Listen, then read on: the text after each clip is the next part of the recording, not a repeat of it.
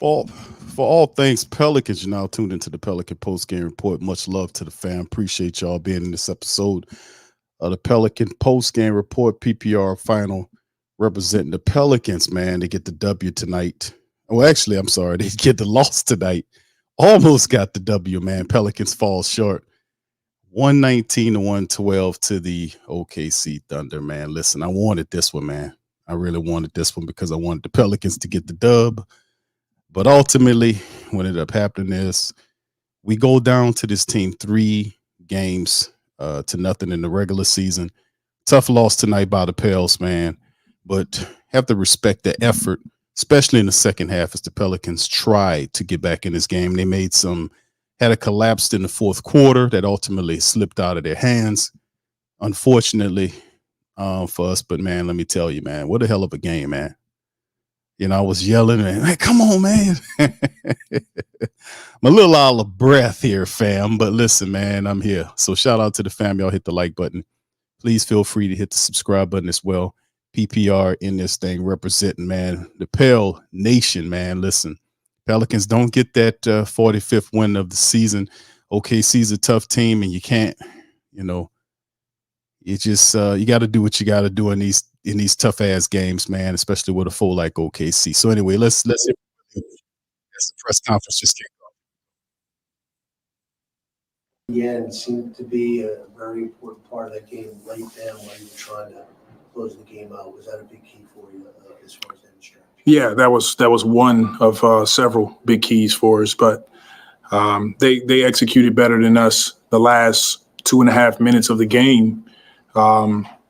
Like you said, offensive rebound. Offensively, we couldn't get anything going to the basket or get a quality look. Miscommunication on us defensively. They get a couple open threes. So, give them credit. They executed late game better than we did, but our guys battled. And they know that sense of urgency has to be there from the start. And when it is for closer to 48 minutes, those are games that we normally win. And we probably played about, 2.5 quarters of really good basketball. In the third quarter, you got on a 20-2 run. You had 1.8 straight stops. What were you doing defensively that were able to kind of pile up those stops and get you back into the ball? There's a combination of picking up our physicality. I felt like the first half, we just let them get to their spots. We just let them run their offense. They didn't necessarily feel our physicality in the first half. And in the second half, we picked it up and just continued to trust each other. So we're all extremely proud of the group in the way that we fought back. That game could have went either way. And for us to climb back into it and give ourselves a chance to win the game, it's a credit to the guys in the locker room. Unfortunately, we didn't do enough to win it. And that's, this is a great learning experience for us. We're going to play more teams like this coming up. What do you feel like you guys could have done better from an execution standpoint those last 3 minutes? Well, it started with our defense. It's an offensive rebound. So they get an offensive rebound and opportunity. They get a couple wide open threes where we don't continue to have multiple efforts. And then offensively, we got to come down and execute our plays and execute it with some force. And we just didn't do it. They picked up their physicality the last couple minutes, took us out of sets. They denied Z, didn't allow him to catch the ball. We have counters for that. But, it's one of those deals where our guys know when we execute on both ends, we'll more than likely have a chance to come out of those games with a win. And when we don't, and other teams do it better than us, which is what happened in the last couple minutes, it's tough to win those games. Then after halftime, we saw Larry and JRE at the big spots. Just what went into the decision, going with those two guys after halftime in center? We needed to be faster against this team. They're basically playing all wings, and in order for us to get back into it, we felt like we wanted to be faster, more athletic across the board, and both Larry and JRE provide that for us. We saw Jose have to exit out of the arena. Is he okay? Do you have any update on him? I'm not sure yet. I don't have an update on how he feels, but hopefully he's okay. When you talk about the pace of the offense in that fourth quarter, those possessions that ended with shot clock violations and things like that, what is slowing down the execution and the ball movement of those situations? Just holding the ball instead of just swinging it to the next guy. And that's the key for us. If we hold the ball, they're good defense. It allows those guys to load up on us and get their hands on us. But when we play fast and we play 0.5, whether that's swing it, drive it, or shoot it, it's harder for them to get their defense set. And we started to hold the ball a bit more. And then just what it's been there. You come back home again, and it's just this season, last season, you had 28 home wins. This year, it's going to be impossible to match that. What's just been the difficulty in coming home and closing out these games, especially in the clutch? I like where we are, just overall, whether it's home or road. I think this team is balanced. Look, we like to win more home games, but right now we're focusing on the positive, and the positive for us is that we put ourselves in a position with our wins to set history, and that's the focus. And we got another couple games here that we want to take care of home court, like you said. It's important for us. You mentioned offensive rebound specifically for them, but for you guys, unable to capitalize on that, how would you diagnose it? Was it something OKC was doing to kind of keep you guys off the glass? I'm not necessarily sure it was something they were doing. I'll go back and look, but it's a mentality with us. We have to double down on going, even though we have the court more spaced with our perimeter guys and not having JV in the game, we still have to double down on trying to go, and that's an area that we can continue to improve at. Okay, thank you. Appreciate it. All right, that was Willie Green, man, breaking it down, man. Shout out to the fam. Y'all hit the like button, hit the subscribe button. Please feel free. Share the show on your social media feed. Pelicans, man, fall short. You heard what Coach Willie said in the matchup. Of course, we lose the regular season series 3-0 against OKC. This is the first of 6 home games. Next matchup is the Milwaukee Bucks. We are in that terrible stretch of games, and a lot of stuff the Pels will have to show improve, man. So we up in this thing. Got Big Q. We got Lex. Man, listen, this was just one that started off not the way you would want, especially the second quarter. Second half, the third quarter, Pels came out and fought themselves back into this thing. A lot of that continued into the fourth, and then ultimately toward the back end of the fourth, they couldn't close the deal. And OKC just wouldn't give up, and there were some interesting things going on. But in the end, you see, man, I wanted to get the dub on this OKC team, man. So they get their 50th win. We'll fall to 44-28. Lex, welcome in. How you doing tonight? I don't even know, Big Q. Well, listen, I don't even know. Oh man, I know this one thing. There's a lot of stuff bubbling on the inside. it was an interesting game, man, especially starting early on. I was like the energy, but they turned it on in the second half. Just couldn't complete the deal. So listen, I'm gonna hit the stats, and then I'm gonna turn it over to you because I know you got a lot that you want to talk. Why you want to do that, Big Q? I'm gonna give you Lex. I'm gonna give you the runway and go ahead and do your thing. So let me hit these statistics. And listen, fam, like I said, man, it was very interesting. The Pelicans shot 39 of 86 from the field, 45.3%. They were 14 of 38 from downtown for almost 37% tonight. They were 20 of 23 from the foul line for 87%. Shout out to the Pelicans on that. But they're wild rebound, 45-37 in the matchup. 38 defensive rebounds by OKC versus 32 by Pelicans. The assist game was OKC as well, 28-26. Pels 7-5 on the steals. Blocks 3-2 OKC way. Pelicans 10 turnovers tonight versus 12 by OKC. And then, of course, you look at the fast break points, 18-13 points in the paint. OKC won that 52-50 in the matchup. And like I said, the Pelicans fought very hard in this game. But like I said, you gotta close these games. You gotta beat these good teams and close out at the end. Largest lead, 20 points at one point for OKC. The Pelicans did get the lead for about for a little bit. And of course, as we transition into the individual statistics for tonight for the Pelicans, top man, of course, was Zion Williamson, 29 points in 39 minutes of action, 10 of 7 from the field.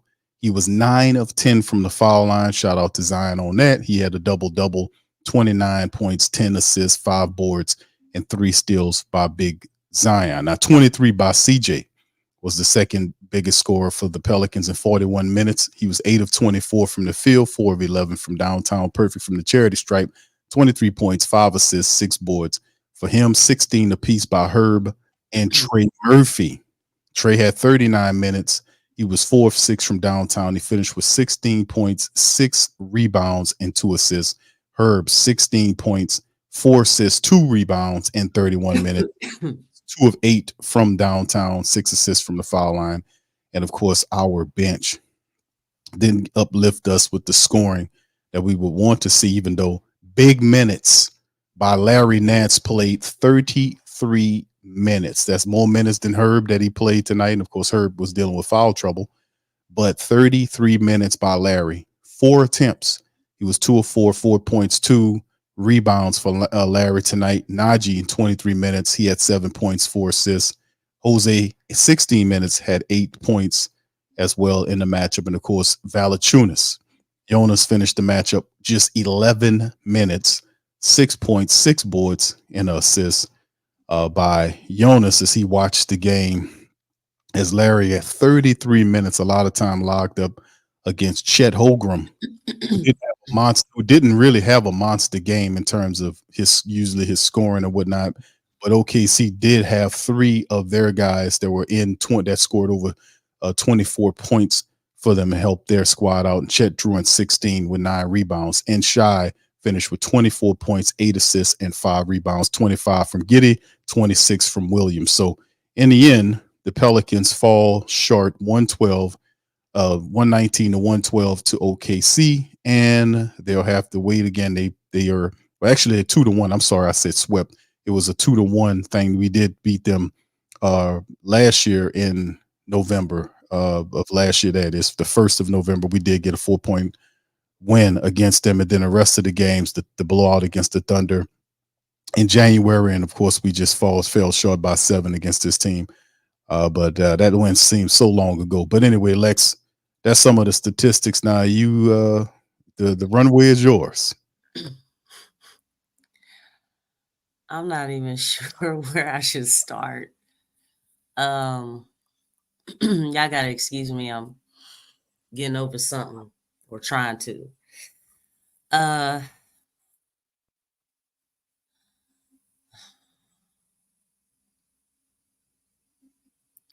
They need to fire all the officials in the NBA. They all doing a horrible job. I hate bringing this up because, like, I officiate things, but it had such a strong imprint on this game. Yeah. The Thunder had so much help. And even like that 20-point lead, the Pelicans got that back on, we got that back on our own with no help. So you all can understand. If this was an even playing field, we would have been up double digits on this team. We would have beat them by double digits, hands down. But I think one thing that I want to focus on, because I mean, I know we all know about the officiating. It was god awful. And I would say I want to pray for them. As usual. Yeah, I would say, pray for them, but I think God's just gonna have to leave this one out. They some devils, man. You know what I'm saying? Like, if I was a player, I think I would have took that ball and I would have threw it so hard at all 3 of them, all their heads, because that's how upset I was. That's how upset I was. This is a shame. It's a shame. It is a shame. And you talk about having to keep your composure when everything is so lopsided. I mean, like, it's like, this is perfection. I have never seen such perfect defense going over the back. Oh, he didn't foul. It was perfect defense. Oh, that was a carry, a convincing carry in the clutch that led to a 3. Oh, but that, no, that wasn't a carry. That was perfect ball handling skills. He kept his hand right over the ball. I'm just, and it's wide open. It's like, let me ask this to everybody. Was this a home game? Was this the home game? Were the Pelicans in the SKC Center, or were they in at the Thunder's building? That was in the School of King Center. Are you sure? I'm Maybe positive. they painted it different or something. Maybe it looked like it was at SKC, but it really wasn't. It was at the Thunder, wasn't it? Did y'all see that? No, you know what? It was a home game for the Thunder, right?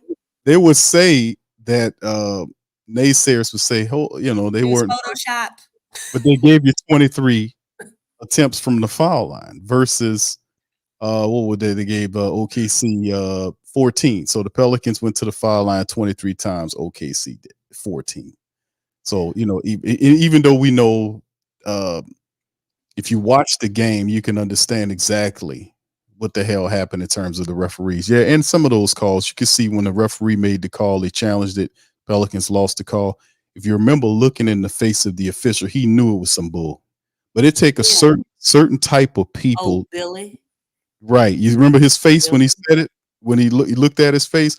I was like, man, a lot of times, and it's just me, I've seen a lot of stuff, I've read a lot.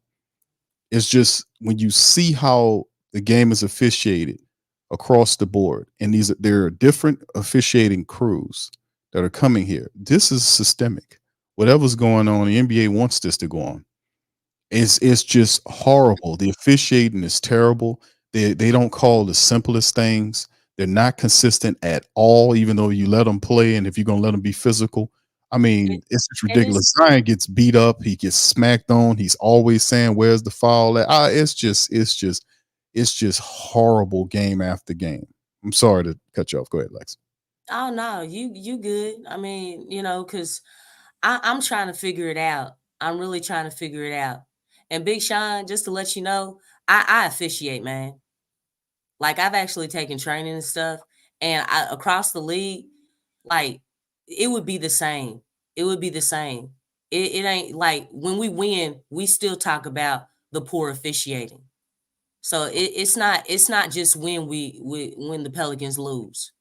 The thing is, there's something wrong when a game is that lopsided. You know what I'm saying? They give Wemby his calls. Wemby hasn't earned not one thing. He hasn't been to the playoffs or nothing. Neither has OKC.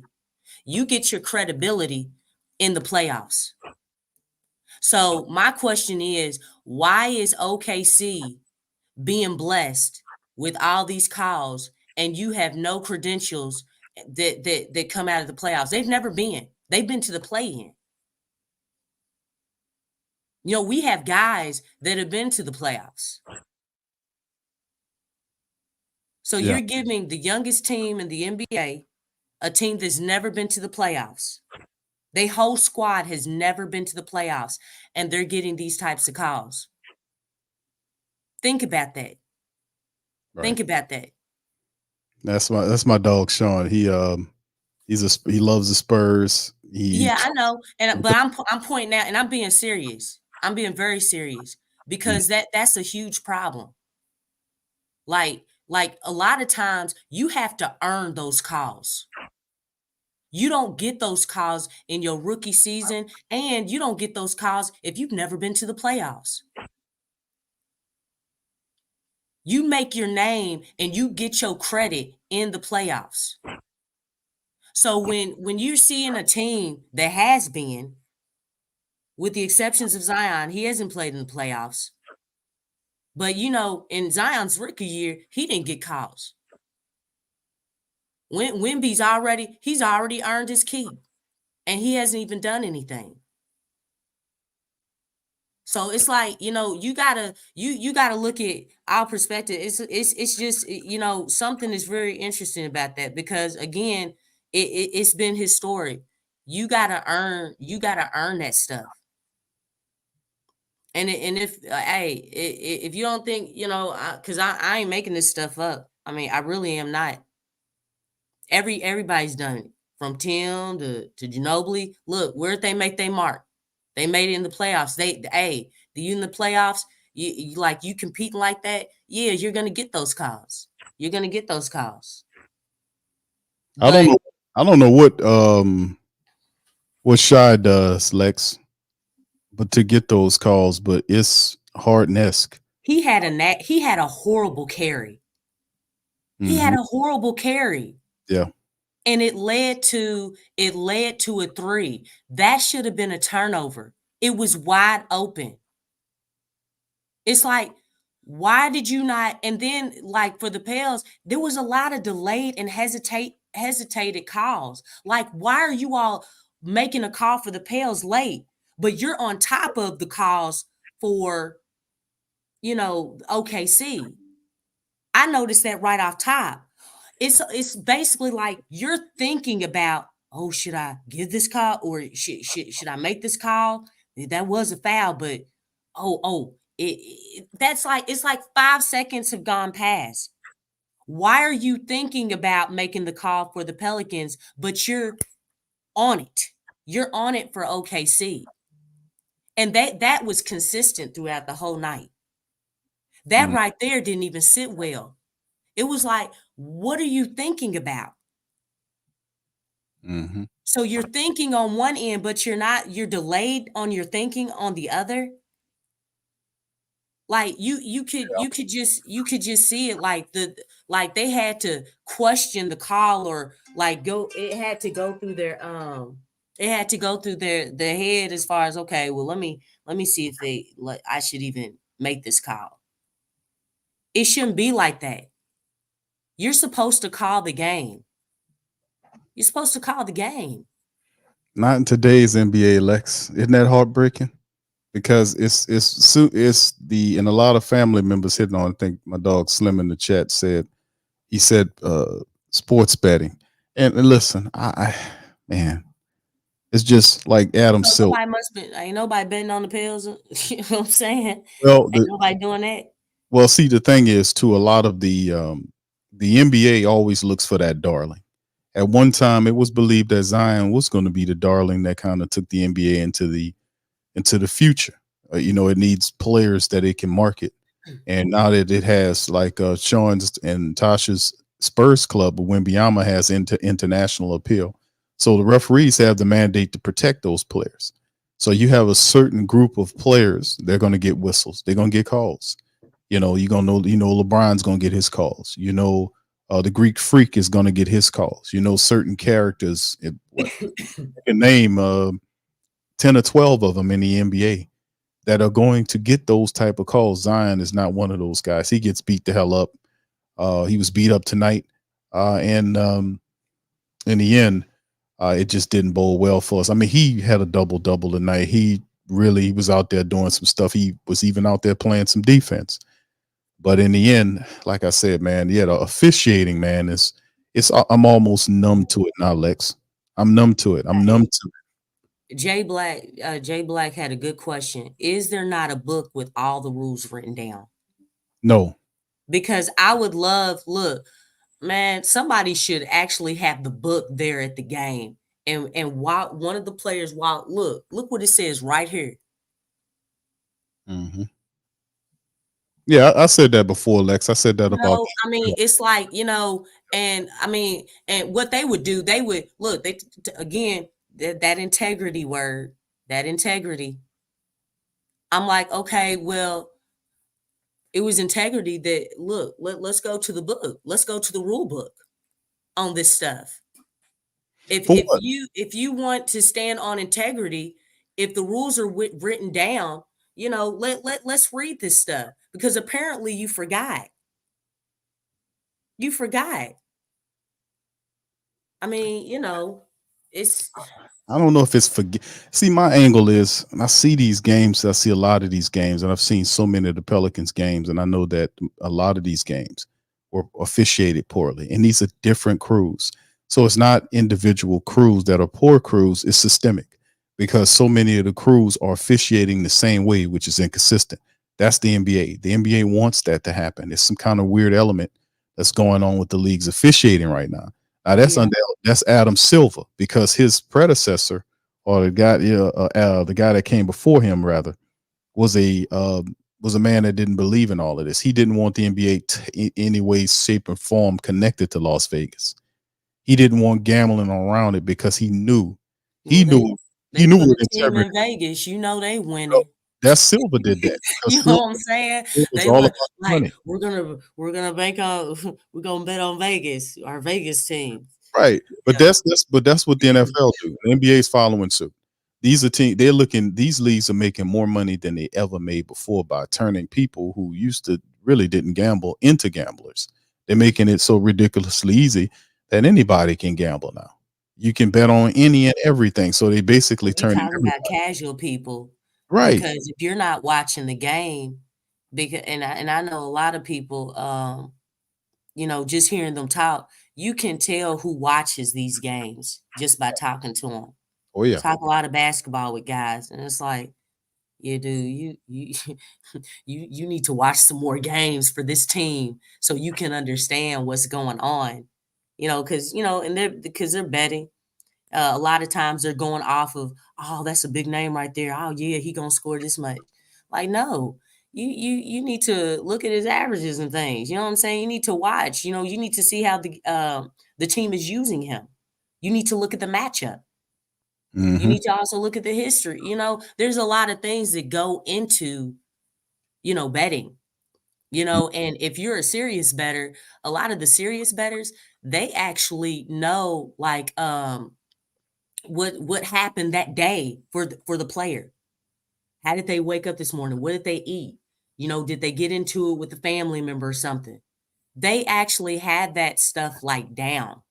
It's crazy. I don't know how they get all that information, but they look at that stuff. If they're and I'm talking about the serious bettors.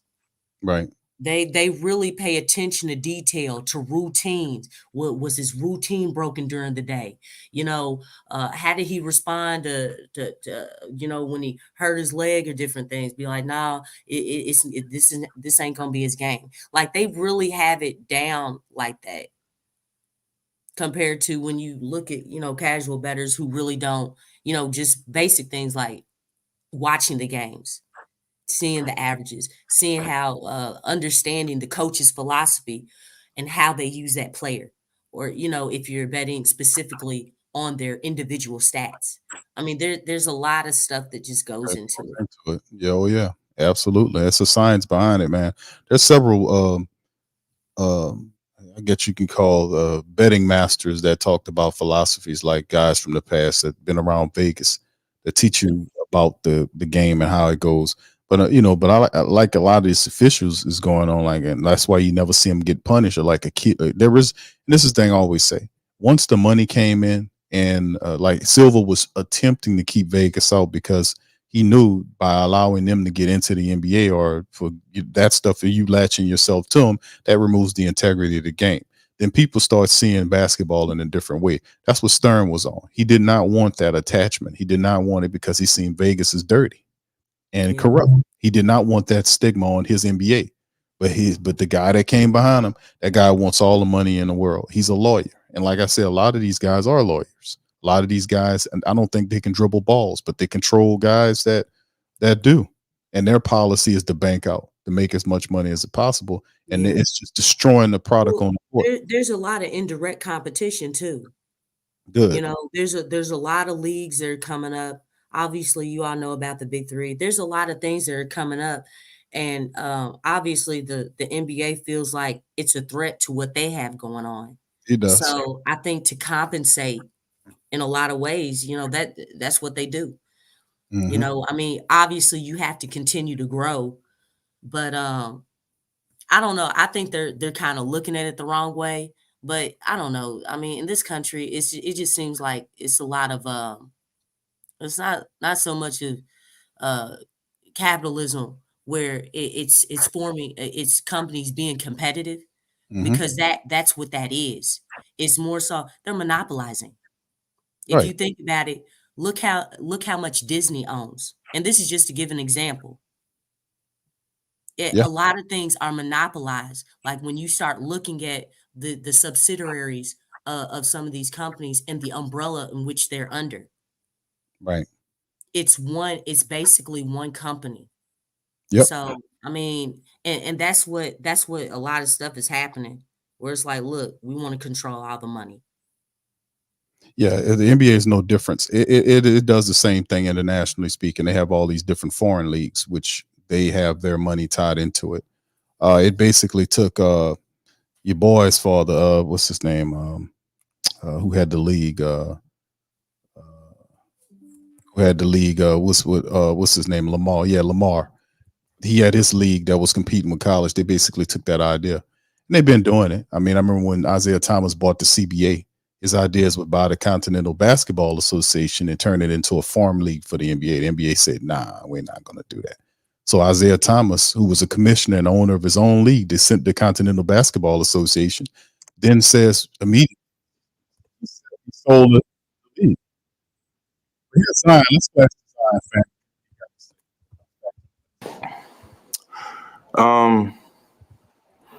Coach said it at halftime. I kind of just trust the process and what our game plan is, and don't panic. And we made a run and got right back in the game. Yeah, you guys reached the lead in that trade three, and the offense dried up a little bit the last 3 minutes. What do you feel like you guys could have done better in the offensive end those last 3 minutes or so? We definitely could have managed the clock better, and had some more movement. We were kind of stagnant, and I definitely got to demand the ball more in those situations. During those last 3.5 minutes, do you need your teammates to find you, or do you just need to go get the ball? Because I don't know if you even had a touch during the last 3.5. Honestly, it depends on which team you're playing and how they're guarding me. Tonight it was a little mixture of both. I got to go get it, and then just got to find me in my spots. Did they change something up on you? Because right before that, you were kind of getting your touches and you were rolling a little bit there. No, our offense kind of became stagnant. It was more ball watching on the offensive side. Because even when Trey hit the three, it was a lot of ball movement that allowed him to get that open three, and we were just real stagnant.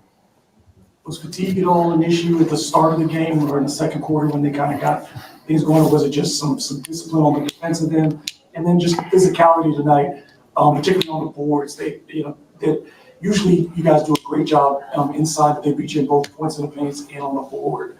So what did they do there to be successful? I'm sorry, what was the first part of that? Just on the second quarter, what happened there? Was there any lingering fatigue from the road trip or just some missed assignments there defensively? A little bit there was some missed assignments, but I mean, they were hitting shots. And we weren't at first. Carried into the third quarter a little bit, but then we like I said, we trusted the process and started hitting shots. Just in terms of rebounding, the OKC had a lot of success in the glass tonight. Maybe where you guys are typically successful. They had a couple of key offensive rebounds down the stretch too. What do you attribute that to, and as well as like what needs to happen to kind of like regain that activity in the glass? I mean, they crashed. It felt like all five guys just, rushed the paint and were going for the rebounds. And for us, it's just staying disciplined, not losing sight of your man, and boxing out. Is there a little bit of, like everyone's got to take some ownership that in games where JV might not get a lot of minutes, because sometimes JV's getting a lot of rebounds and it's easy to kind of take that for granted, but in games where he doesn't get a lot of minutes, everyone kind of take ownership. I mean, whether JV's in the game or not, you still got to take ownership. But when JV's not in the game, all season we've always made emphasis. We all got to come help rebound, especially when we're playing small ball. Somebody's going to box out the big and everybody else got to help rebound. We have a tough stretch of games like this, like other day. How tough is it to like put this behind you and go out to the next game? I mean, this is the NBA. That's the beauty in it. Got practice tomorrow. Go watch film, see what we could have did better, and try to redeem ourselves Thursday. Just want to real quick, just for you, you've not been in this position late in the season. You know, the plan, the run last year you missed those things. But now here you get this important home stretch. You're in position to lead your team. How do you feel just in the opportunity to play in games that matter, that are this intense, and then to have this home stretch where you really get to, maybe separate yourselves? I mean, this is what being competitive is all about. I mean, I've always said it, like, these games are fun to play. We didn't get the result we wanted tonight, but games like this is, when I watch playoff basketball, this is what games look like. Just down to the wire, teams make runs, and, whoever stays the most disciplined gets the win. So I'm excited for this stretch. Like I said, after Detroit's game, just got to take it game by game. Thanks, sir. All right, you guys have a great night. All right, that was Zion, man, talking about tonight's matchup. And he's absolutely right. This is definitely a playoff environment, a playoff style environment. Lex, going back to you, I know you wanted. I'm gonna let you finish your thought on the Pelicans' loss tonight, 119 to 112 to the OKC Thunder, 2-1. The series season ends, with the Pelicans and the Thunder.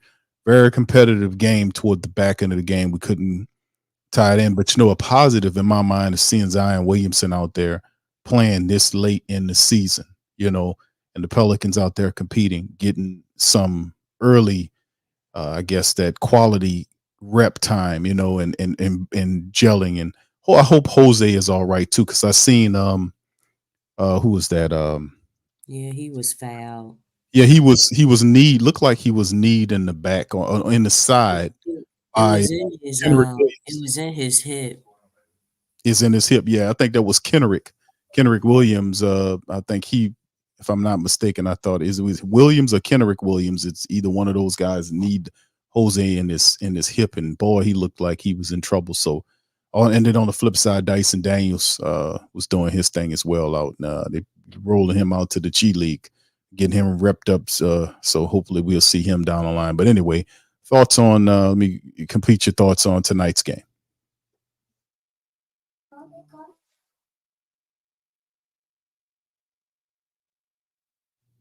All right, Lex, you still there? Yeah, I'm still here. Okay. Aside from all the other stuff I was mentioning, to close the game, Zion went the last 4 minutes without even touching the ball. That cannot happen.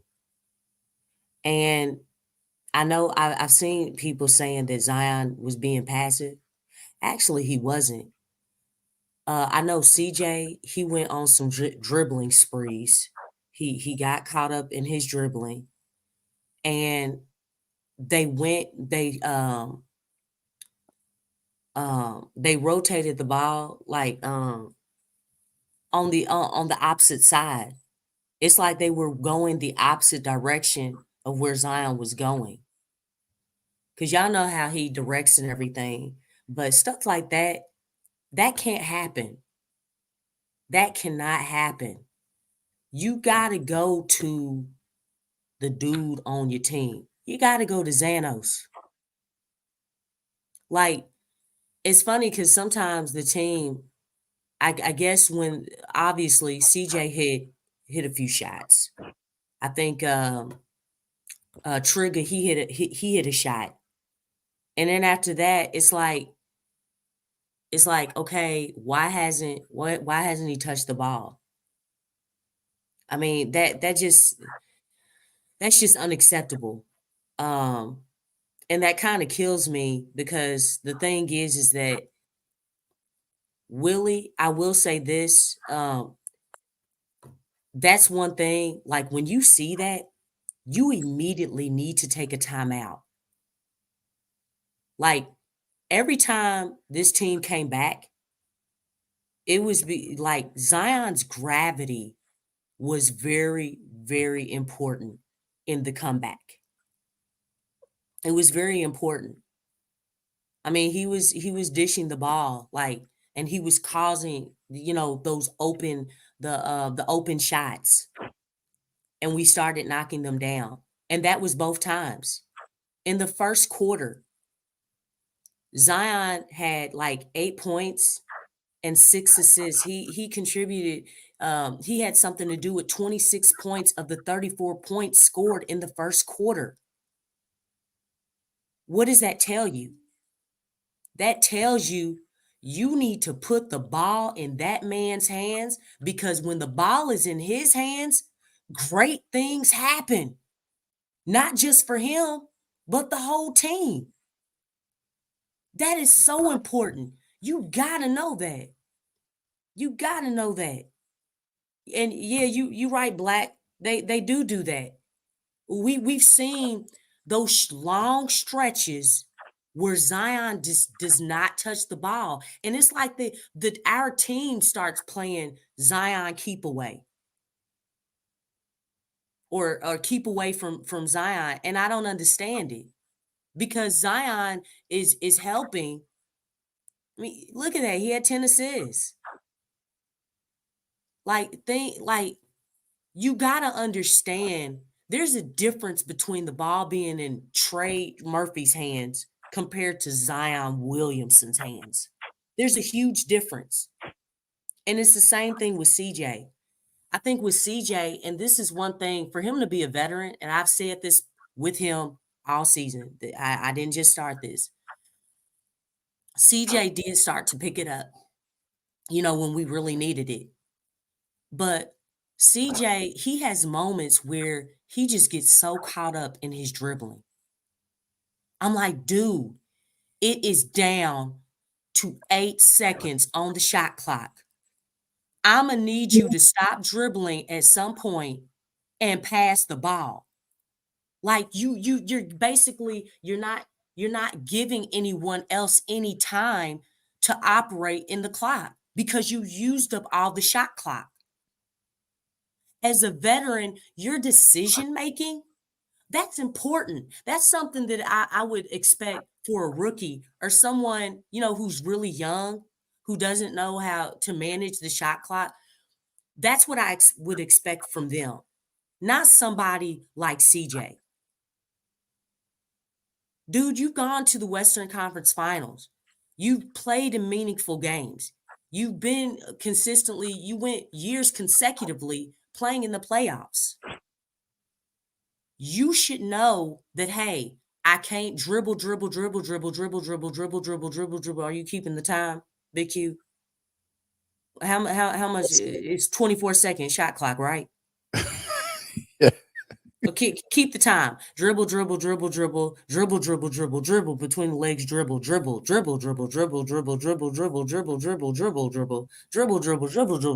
I mean, that's how it is. That's awful. You know what I'm saying? Like, literally. It's like, dude, what are you doing with the basketball? You have to do something with the basketball instead of just dribbling. So, I mean, that right there, that can't happen. Not from a veteran. And really, that wasn't showing leadership. I just think he gets caught up sometimes. He made a few floaters. Like, great job, CJ. Zion needs to touch the ball now. He needs to, no, CJ. No, nobody else has touched the ball, CJ. The ball's not moving. Everyone is standing around watching you, CJ. Nobody has touched the ball. He shoots the shot. He did that like twice within the last 4 minutes, maybe even more than that. That can't happen. You're too much of a high caliber player to do something like that. You have to know, okay, look, I got 2 shots. I'm trying to get something. Ain't nothing happening. Look, what happened to the 0.5? Move the ball. The ball stops moving. And then, a timeout was called at 30 seconds, Big Q. 30 seconds. Yeah, I And you know. know who they went to out of that timeout? Dribble. No, Who was it that they went to, Lex? I forgot. they went to Zion. I'm like, Yeah. in freaking 30 seconds. Why did you do that 4 minutes ago? Why did you do it at least 3 minutes ago? Why Um, did you wait till it got to 30 seconds left in the game to call a timeout? All right, we're going to give it to Zion. Like, what? you know what Zion did say? He just mentioned that, Lex. He said that he has to demand the ball more. And I saw, and when he said that, I was like, yes, you do, sir. You do. I mean, you do, but the team At should those know that points. as well. I It know, but shouldn't just be him. I feel like it's a collective thing because Zion does call for the ball, but when you're rotating the ball the opposite direction of Zion, I mean, it's like for real, people. mhm, Y'all got to make that dude, bring his defender over to you just to get the ball.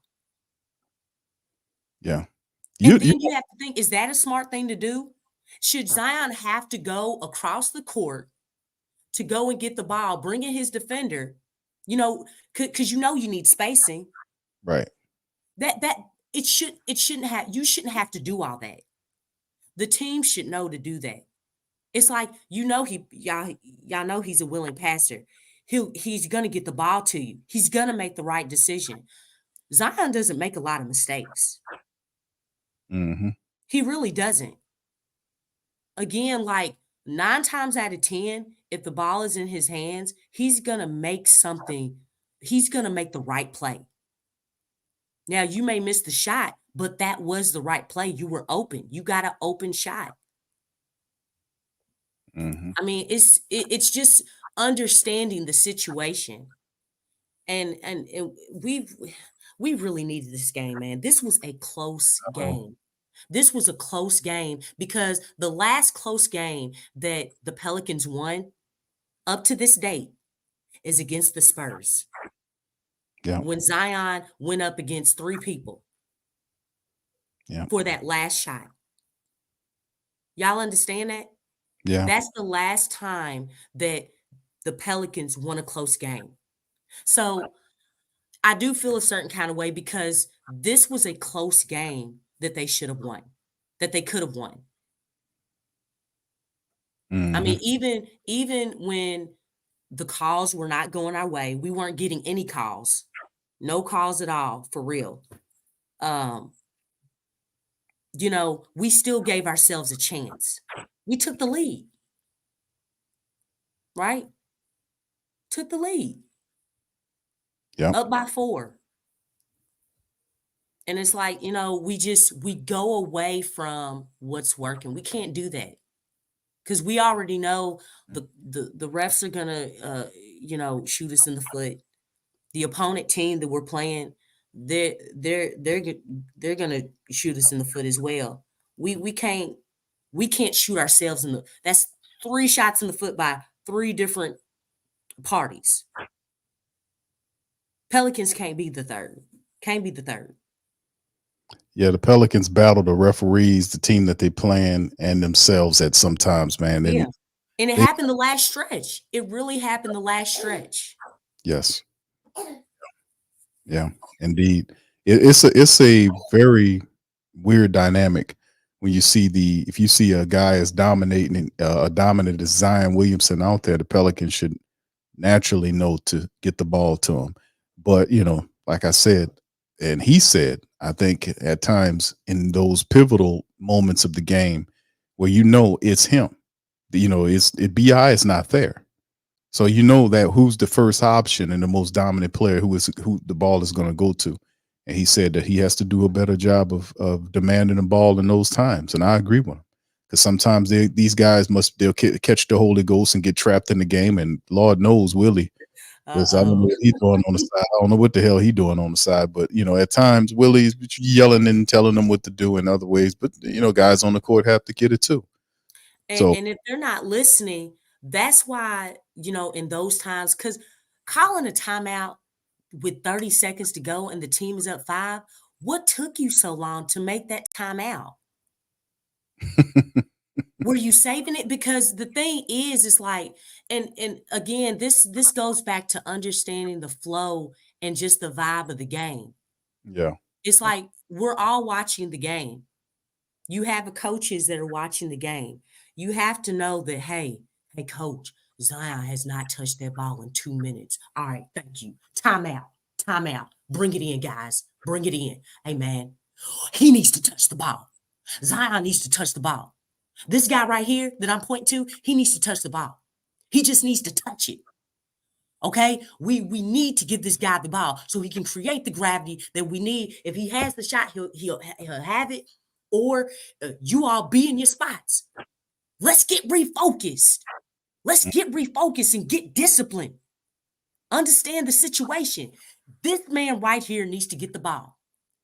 This guy right here, he has number 1 on his jersey right there. You see the one right there? That's him. And I would have been stupid about it too. Like clarifying that.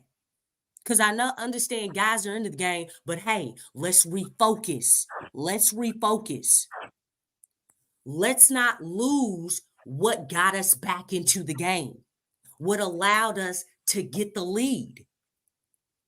You see what I'm saying? Like, this is all just, this is logical things. It's not something, hey, I mean, how do we get back in the game? How do we get the lead? Because we put it in this guy's hands. But we're going away from that. It's clutch time.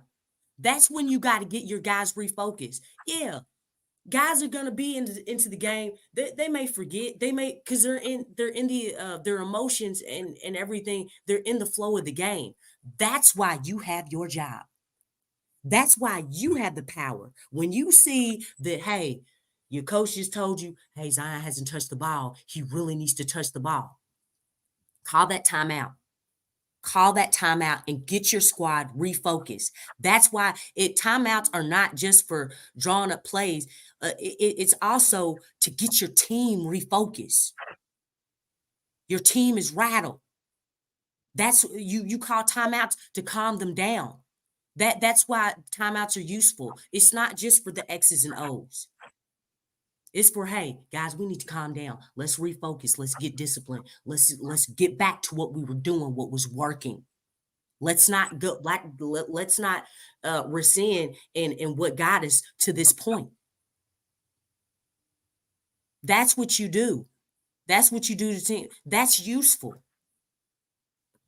And really, like those last 4 minutes, it's like, you know, because we still had a chance, but you know, those last 4 minutes, you know, it kind of sealed the deal just for that fact alone. Obviously, there was 2 key missed calls that led to 2 threes for OKC.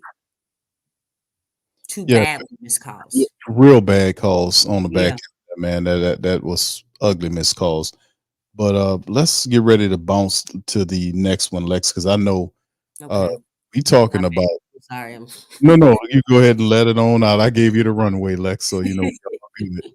But yeah, the next matchup we have is the Bucks. That's right, the Milwaukee Bucks family is who we got coming up here next, and the Bucks is the second best team in the Eastern Conference. Mm-hmm. You know who's their top player. You know who they have. You know, we have the Greek Freak and Dame and others. And the Pelicans, man, they'll be tasked with taking this team home. Remember, the last time we played this team was late January, and they laid a hellified smackdown on the Pelicans, 141-117. So this is one of these get back games that the Pelicans have them in their building late. It's going to be another excellent playoff style atmosphere for our young Pelican squad who just fell short to OKC. And this is not going to be an easy game. I dare say this game is going to be even more competitive than the OKC game. The Bucks are coming into this game over the last 10 contests. Lex, they're 6-4 out of the last 10 and winners of 2 in a row. Okay. They're 46-25 overall. We know what time it is with this squad. And ultimately, this will be another tough test. We are in the throes of that tough stretch of games that we were looking at in January, in early February, Now we're in March, and we are here now in that vaunted stretch where OKC starts it up, and we have to respond in kind. We got a lot of tough matchups inside this home stretch, so we can't. We got to keep the winning ways up.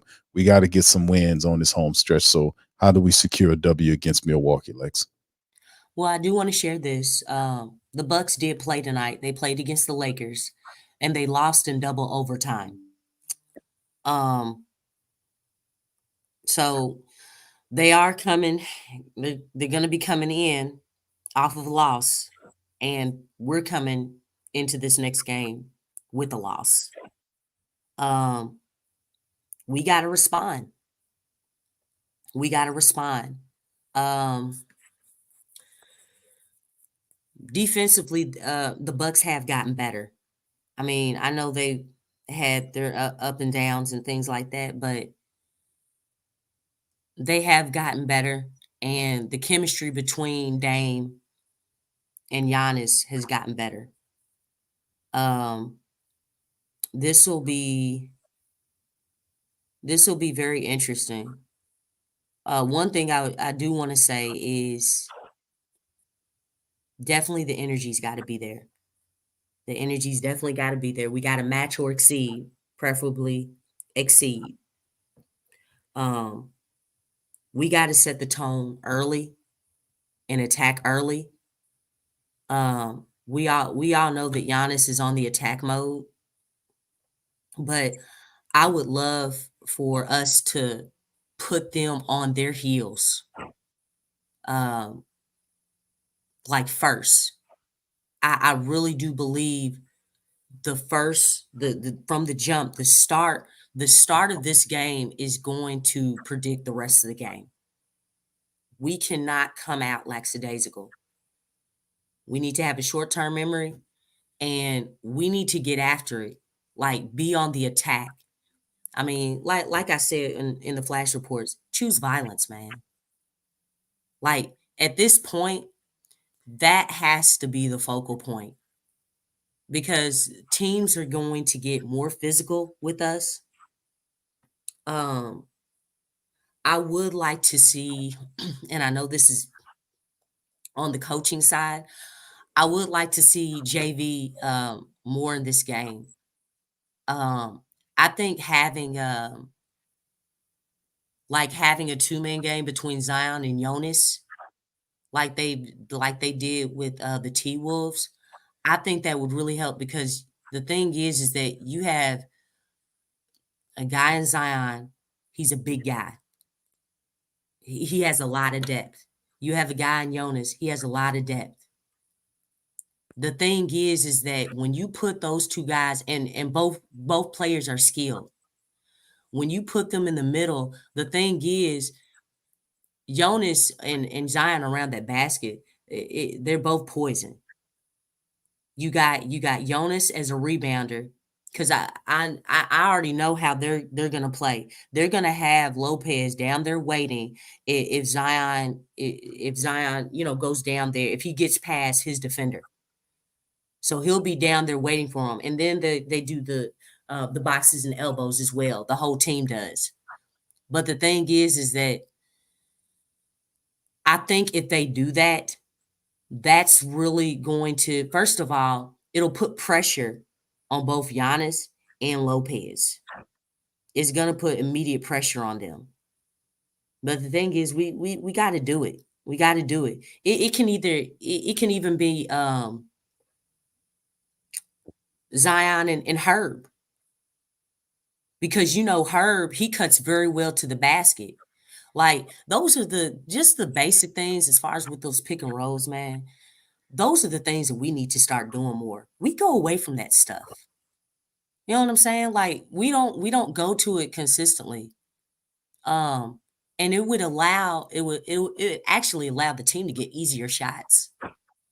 But I think if we do that, that'll help put pressure on them. Defensively, we got to be disciplined, be active, really active with the hands, get deflections. They picked up Pat Bev at the trade deadline. The dude with the eyes.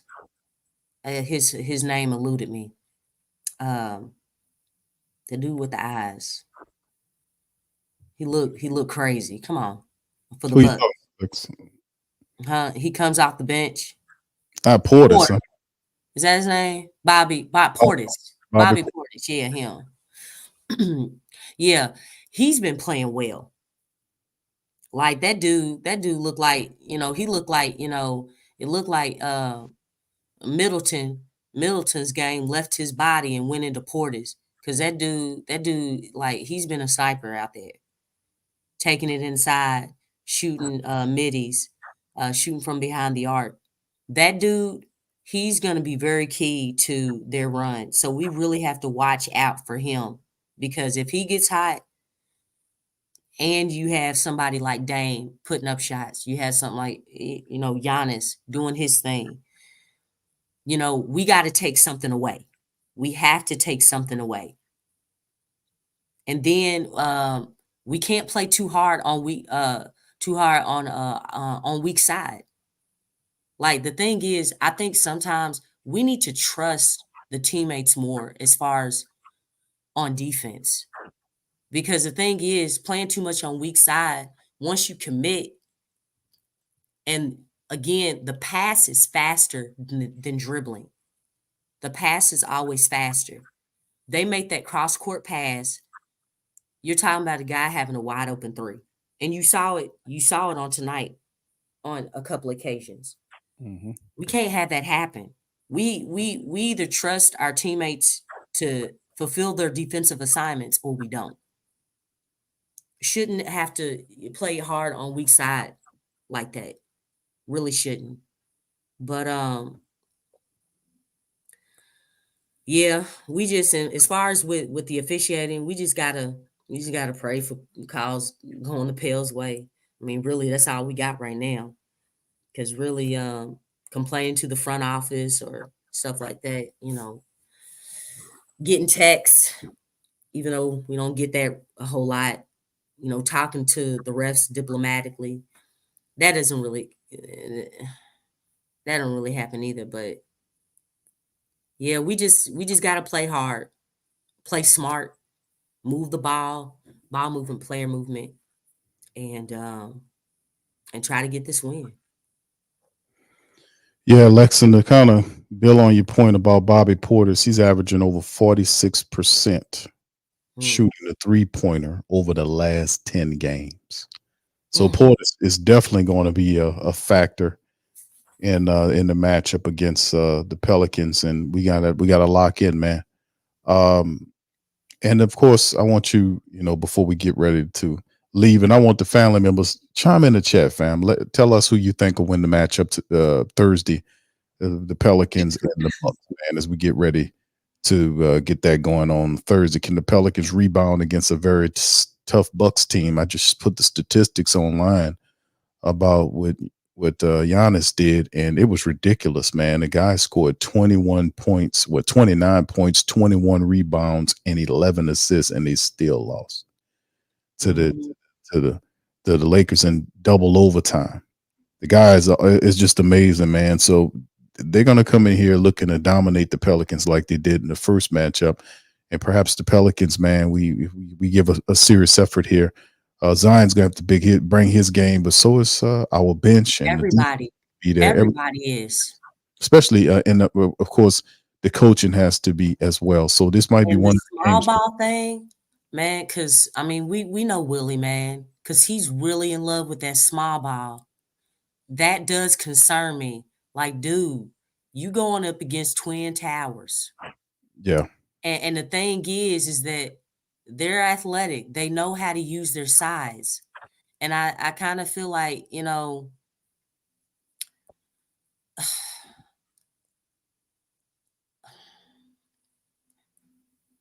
sometimes you can't beat size with getting small. Sometimes you need the height. You can't teach 7 foot, man. I continue to say that. I would actually like Willie Green to do something uncharacteristic and use Cody Zeller a little bit more.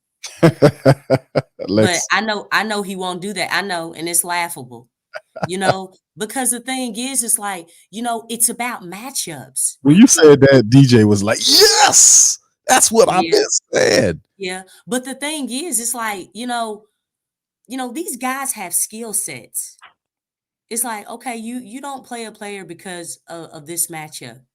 But at some point in time, again, you gotta play chess instead of checkers. And then another thing, the Bucks won't even see that coming. You see what I'm saying? Like, because they're scouting, okay, who plays, who's in the rotation, right? Mm-hmm.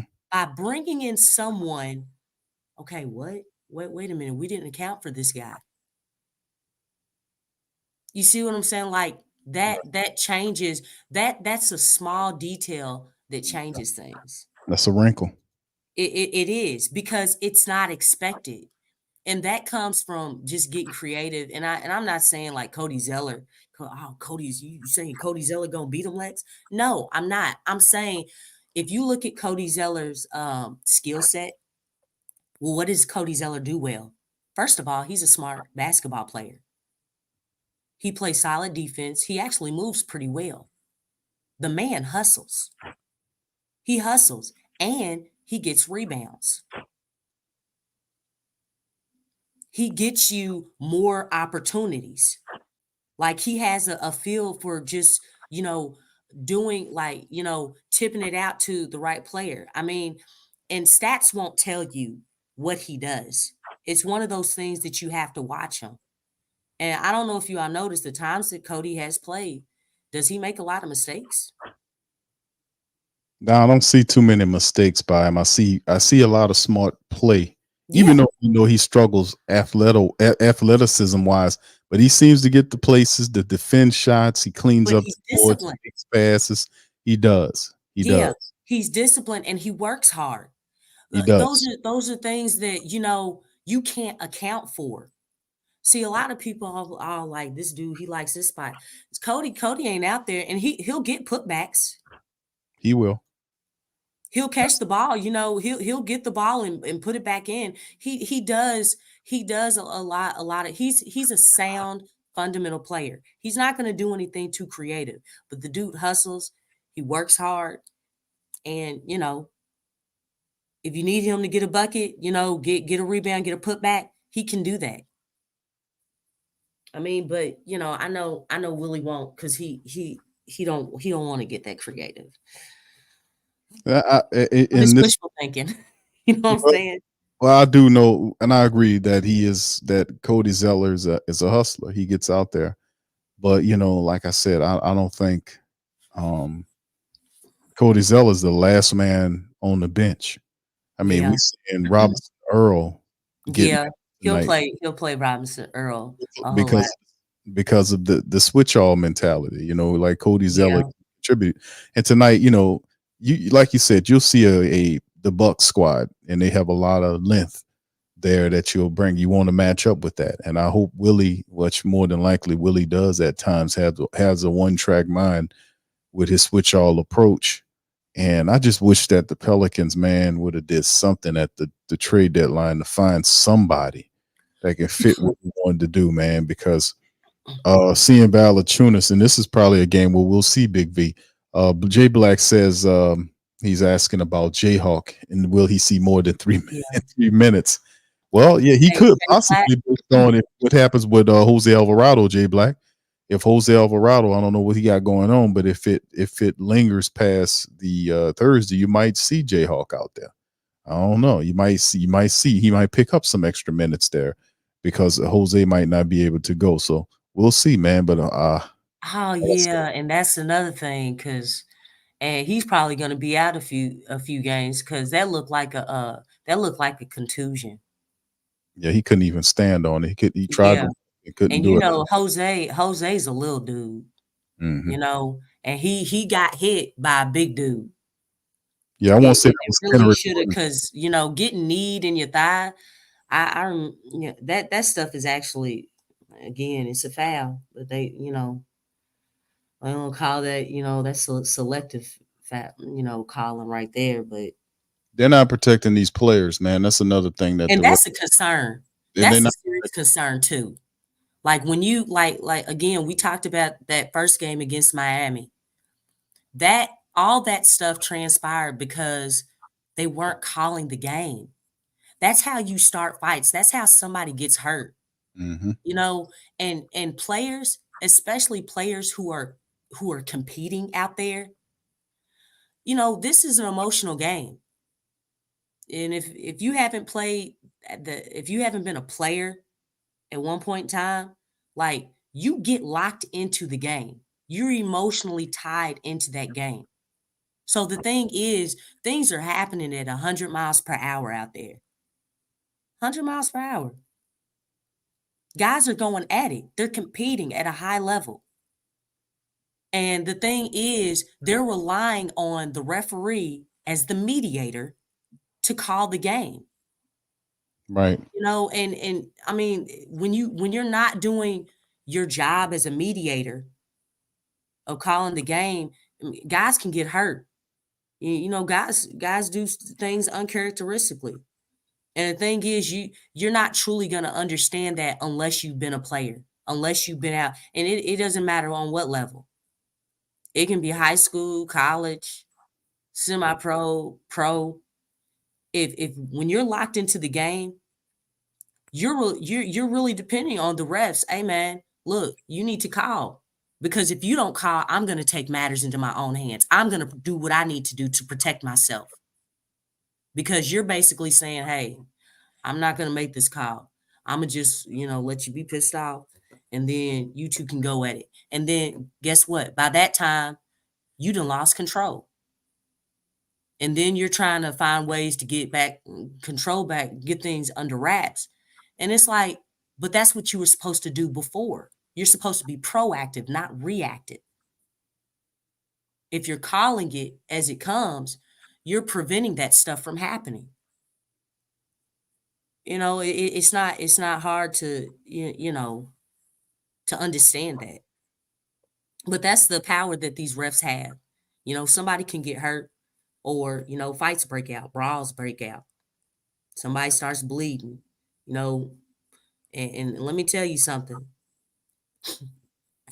Look, this game is already like, you know, as far as emotionally, you know, you're already tied in heavily into the game. And to get an injury, you know, off of some silliness, it's a messed up situation. Y'all know we don't like injuries. We do not like injuries. We definitely don't want nobody being injured on the Pelican squad. So This is true, especially late in the year like this as we getting ready for the playoff game, man. It's getting ready for the playoffs. We need the man up here, man. We need to stay healthy. And of course, we know BI. We got an update from BI with his situation. We know Dyson Daniels is signed in the G League, and we know he's making his way back. So, and Jose goes down. We don't know the extent of it. We'll probably figure it out. Have something update on that. he probably ain't playing the next game. All right. So it could be a good chance, man, that we could possibly see Jayhawk in the next matchup. You know, we definitely could use the shooting. That's no doubt about it. We can damn sure use the shooting. Yeah, But I know this one thing. We don't need Trigger or Herb. We do not need those dudes in foul trouble. right. We don't need them in foul trouble, man. We really don't. We gotta, you know, just I don't know, man, because we for the most part we play smart on defense. I mean, we're not just top 10 in defense for no reason. But we just gotta find a way to get smart on defense with, you know, because you know they call everything and we get fouled hard, you know, we don't get no calls. So we just gotta figure it out and pray for the best. I don't know what the answer is because you know fines ain't doing it. Talking to them diplomatically and you know professionally or you know courteously, whatever you want to call it, that ain't working either. Then if you throw a ball, try to take their head off, that don't work. I mean, we already know that don't work. So we just got to figure it out. Yeah, that's a part of the game. We got to figure it out, man. And we got a few games left to go. Next up, the Bucks. This is a big one, man. The Celtics lurking. So we got to take care of business, man. We got to pile up some wins, man. We got to get to that 50 mark, man. Let's keep it going. All right, so with that being said, fam, y'all hit the like button, man. If y'all not subscribers, please feel free to smash the subscribe button as well, and do us a service and share the show's links on your social media feeds. Help out the stream.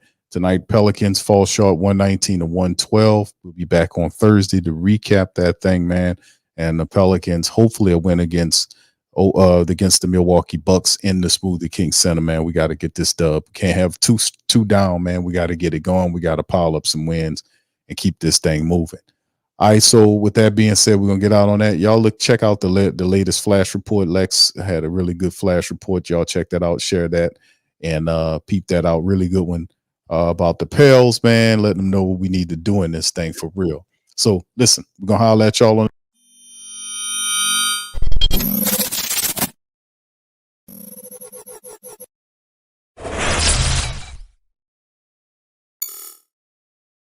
TheWhoThatDaily.com. That's right, TheWhoThatDaily.com. Your one-stop shop for everything New Orleans Saints, New Orleans Pelicans, LSU Tigers, even the top flight boxing news. So if you're a Who That and you're looking for a place to stay up on your team, TheWhoThatDaily.com is your site. TheWhoThatDaily.com for the sport Who That in all of us.